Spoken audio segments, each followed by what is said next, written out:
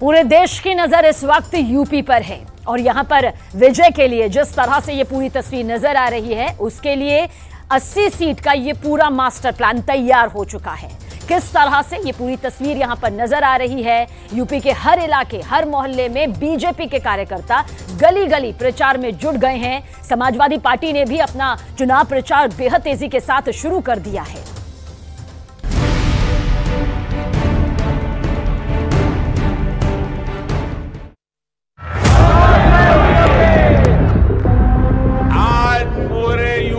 जनता कह रही है यूपी प्लस योगी बहुत है उपयोगी।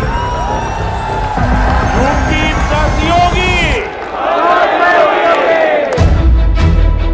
बीजेपी अकेले ही बहुत बड़ी चुनावी मशीन है और जब योगी मोदी साथ साथ चुनावी मोर्चे पर उतरते हैं तो विरोधियों के पास खड़े होने की जमीन भी नहीं बचती है।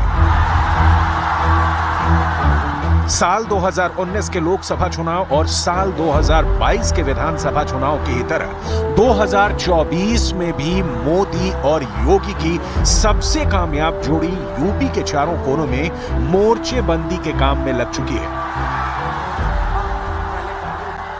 प्रधानमंत्री नरेंद्र मोदी अपने संसदीय सीट वाराणसी के अंदर पिछले 3 हफ्तों में 2 बड़े दौरे कर चुके हैं। यूपी के कई जिलों में पिछले कई महीनों से प्रधानमंत्री नरेंद्र मोदी दौरे कर रहे हैं और वो कई लोकार्पण कार्यक्रम में हिस्सा ले चुके हैं। समाजवादी पार्टी का सबसे मजबूत किला आजमगढ़ को ढाने के प्लान पर बीजेपी ने जी जान लगा दिया है, तो वहीं आजमगढ़ में सुहलदेव यूनिवर्सिटी का भी लोकार्पण हुआ है।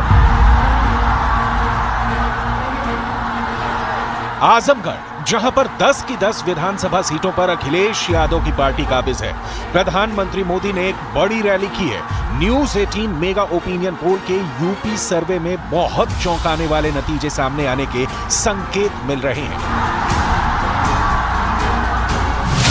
उत्तर प्रदेश की 80 में से 77 सीटें एनडीए को मिलने का अनुमान है, जबकि इंडिया गठबंधन को 2 सीटें मिलने का अनुमान है, जबकि अन्य के खाते में 1 सीट आ सकती है। यूपी में एनडीए को 57% वोट मिलने का अनुमान है, वहीं इंडिया गठबंधन को 26% वोट मिलने का अनुमान है और अन्य को 17% वोट मिलने का अनुमान है। यानी 2024 में यूपी के अंदर मोदी और योगी की जोड़ी जीत के सारे पुराने रिकॉर्ड तोड़ सकती है।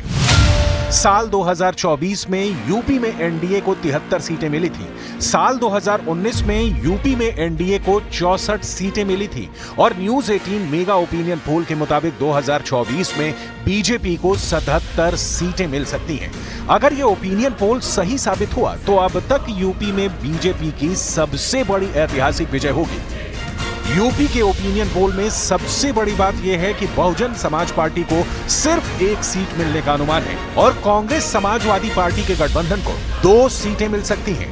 कांग्रेस पार्टी यूपी में अब तक की सबसे बड़ी चुनौती झेल रही है, क्योंकि अमेठी पर कांग्रेस ने अब तक उम्मीदवार घोषित नहीं किया है और रायबरेली में इस बार सोनिया गांधी मैदान में ही नहीं है। समाजवादी पार्टी के बागी नेता मनोज पांडे लगातार रायबरेली के उच्चाहार सीट से चुनाव जीतते आए हैं। ऐसे में अगर बीजेपी मनोज पांडे को रायबरेली लोकसभा सीट से उम्मीदवार बनाती है तो कांग्रेस के लिए ये सीट भी जीतना काफी मुश्किल हो जाएगा।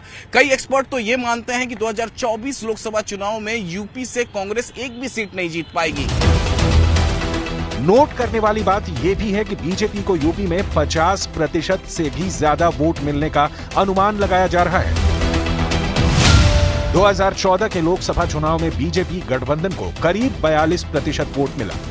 2017 के विधानसभा चुनाव में बीजेपी गठबंधन को करीब 40% वोट मिला। 2019 के लोकसभा चुनाव में बीजेपी गठबंधन को करीब 50% वोट मिला। 2022 के विधानसभा चुनाव में बीजेपी गठबंधन को करीब 41% वोट मिला, लेकिन न्यूज 18 मेगा ओपिनियन पोल का अनुमान है कि बीजेपी गठबंधन को 2024 के लोकसभा चुनाव में करीब 57% वोट मिल सकते हैं। इस आंकड़े से अनुमान लगता है कि मोदी और योगी चुनावी बंदोबस्त और राम मंदिर की प्राण प्रतिष्ठा का क्या राजनीतिक असर पड़ने वाला है।